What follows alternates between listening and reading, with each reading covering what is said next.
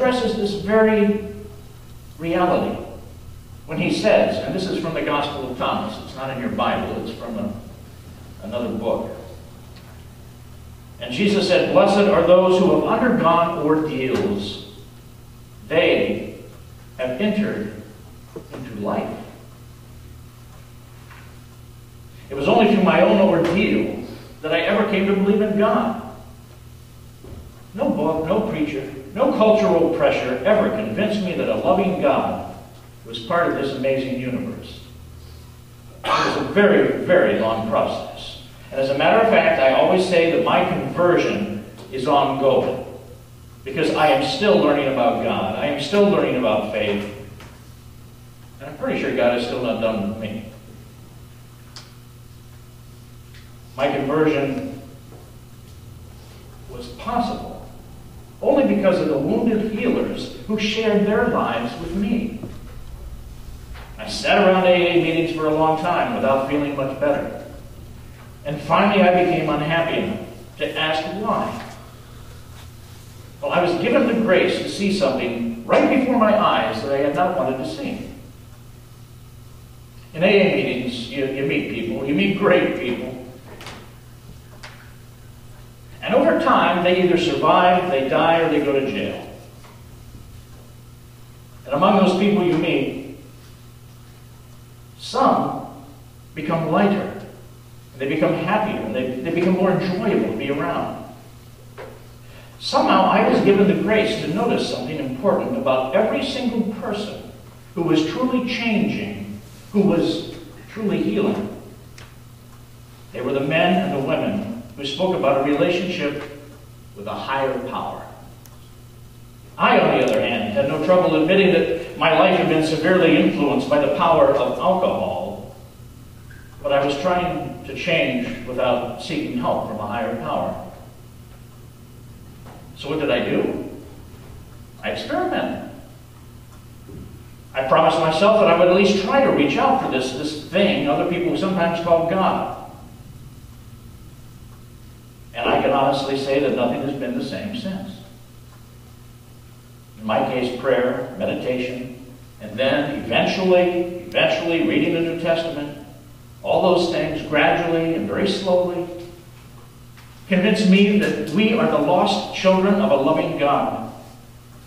I discovered that I could learn a lot about that God by learning about the life of Jesus. And it would take me an entire book to explain how that happened, how that works, what I've learned, and how I've stumbled along the way. I will be eternally grateful to all those wounded healers who helped me see that truth, because it was just like what the angel says to the person she refuses to heal. The very angels themselves cannot persuade the wretched and blundering children of the earth, as can one human being broken on the wheels of living. For me, only watching other wounded human beings change right before my eyes could ever convince me of God's existence. And like the man who gets turned away by the angel in Wilder's play, I'm not cured, but working with that wound has brought me so much healing. I am kept humble when there is so much danger of being arrogant and proud. I am forced to acknowledge my weakness, and that very weakness is what makes me treasure, pursue, and develop my relationship with God. I take the measure of my life, and I see how little was possible without God. And I know how much is possible only through God. Only my experience could teach me this. No book, no person, no philosophy. And because of that experience, I find myself dedicated trying to awaken others to the wonder of God's presence and help other people walk more closely with their God. Poet and songwriter Leonard Cohen has a very perfect phrase that seems to capture this.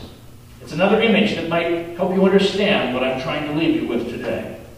It's from his song, Anthem. I put the words on the church sign last night. There's a crack in everything.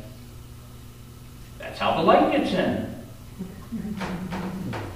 We don't ask for the crack. We don't ask for the wound. but it can help take us places we would never get to go otherwise. Most people who face their own wounds become less judgmental of others and themselves. They become more compassionate people. Some are like pioneers, willing to face the darkest parts of the human experience and come back stronger. They blaze trails for others to follow. Now I get to be a pastor.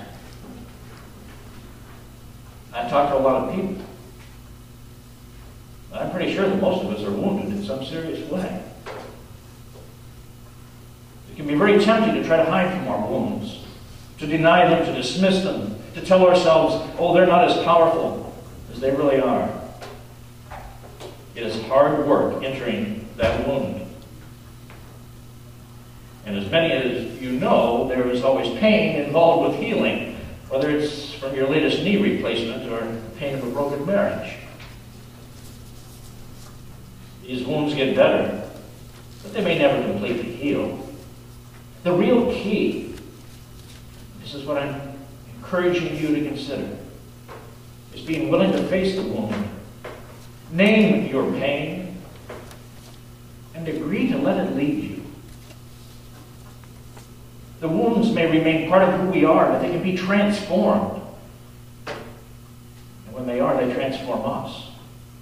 They can move from being the power that controls you to becoming the doorway that leads you to greater wholeness, to purpose, to peace even. For some people, it seems to be great courage that allows them to face that wound. For others, like myself, it was great desperation. I was very lucky. I was lucky that I even wanted to get better. I had to exhaust all of my own best ideas before I ever asked for help. Whether it's courage or desperation. Most wounded healers will also tell you that a great deal of grace is also involved. It's probably where they learn that grace exists. I share this today to help those who may not have realized that even though our wounds are burdens, that our wounds are painful, and that some of our wounds are even hellish, they can also be keys, they can also be doorways, they can be opportunities. And I share these words to encourage all of you who are on this path, all of you who have already experienced what I'm talking about. You know that facing your own wounds can be the first step to a more abundant life, a more meaningful life. You've learned that by facing your wound, you can somehow help others who are suffering. You've learned that when you are helping others, it seems to heal your own wound, if only a little bit. I thank God that our world is full of wounded healers. People who are a blessing to others because they have endured and learned from their own challenges and are willing to share it. There are so many ways, so many paths. I personally know cancer survivors, war veterans, people who have lost children, those who have been divorced, victims of horrible crimes, who have accepted that they can each be wounded healers. Their stories are not mine to tell, but theirs. At the end of Thornton Wilder's play, The Angel That Troubled the Waters, the angel does touch the pool, the waters move, somebody jumps in and they're healed of a physical deformity. And as the healed person emerges from the waters, he approaches the disappointed physician